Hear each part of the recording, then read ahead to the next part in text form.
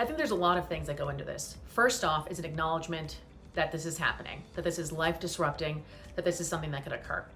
Secondly, I think knowing that there's a chance that this can get better can be very comforting to a patient. Thirdly, I do think that there's a lot of information out there to give to patients, and so just getting some information out there from the American Urogynecologic Society or the International Urogynecologic Society can be helpful.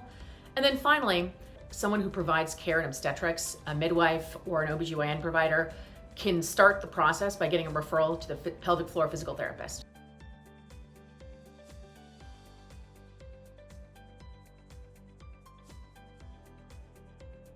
Now, we know that less than 20% of postpartum individuals feel prepared for that postpartum incontinence. And so we don't need to go about reinventing the wheel with the resources that are already out there. You can go to babycenter.com or the American Physical Therapy Association section on women's health. But again, we need to make sure that we are addressing this postpartum incontinence, and that if there is another concern, that is actually more important. For instance, if somebody is having high blood pressure, it's going to be important for us to address that high blood pressure first before we actually address that urinary incontinence. It's also really helpful to know the difference between urinary incontinence pads and pads that are used for the menstrual cycle or for periods.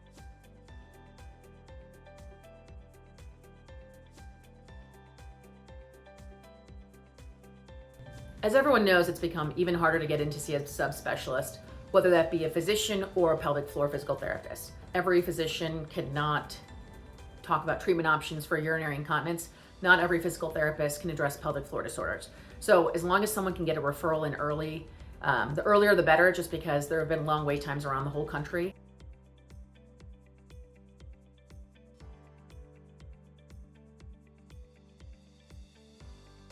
Getting somebody in for a referral early is going to be key.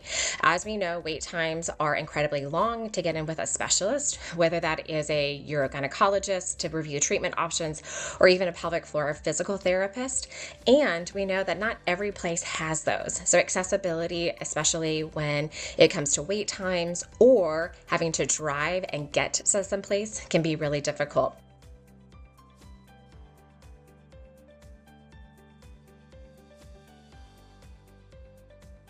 Talking to a postpartum person about prioritizing themselves and their own health is really important. People tend to prioritize the infant, so it's really hard to focus on yourself. If your physician or your provider is the one to tell you that, it makes it easier to prioritize yourself.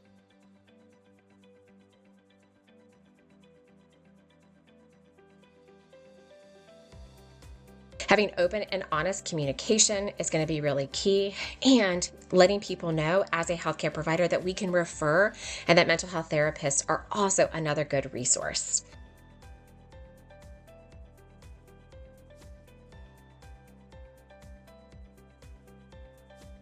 I think open and honest communication can be really helpful. That acknowledgement that this is, one, very common, and two, nothing to be ashamed of, and three, there are a lot of treatment options available. Knowing why someone would be weary or stressed or anxious to go out and about, I think that is really important to talk to a patient about, and just encouraging them.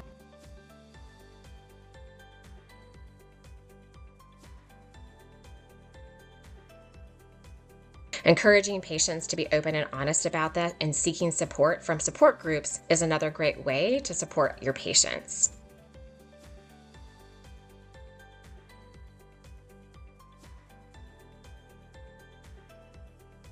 I think starting off with simple Kegel exercises can be really helpful. And if you don't know how to do that, looking for an online video on YouTube or social media sites, look for one from a licensed pelvic floor physical therapist. And if you can at least start doing that at home, it can definitely be beneficial to your symptoms.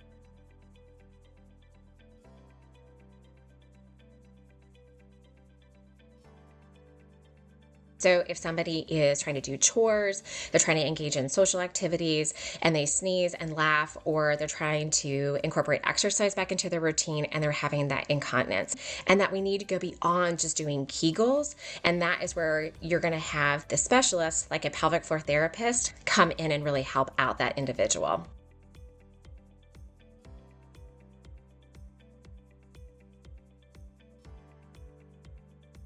I don't expect every single provider to be able to counsel a patient about every single treatment option. Knowing what is available out there, at least to start with some education, some videos that can be helpful. And then just telling a patient that it all depends on what their goals are, whether they want more children, what treatment options they'd like to consider, whether they want something surgical or non-surgical. Physical therapy, knowing a little bit about what a Kegel exercise is and being able to do that at home can be very helpful while you're waiting to get in with a subspecialist.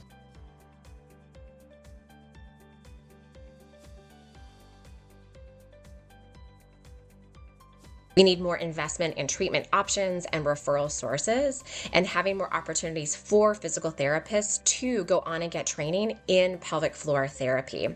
We have to think about the accessibility and the wait times that are happening with this also. By investing in this concern, we are going to be able to tackle these issues sooner, improve the care and quality of these individuals going through that postpartum experience, and helping to decrease a lot of the psychological impact that they are experiencing.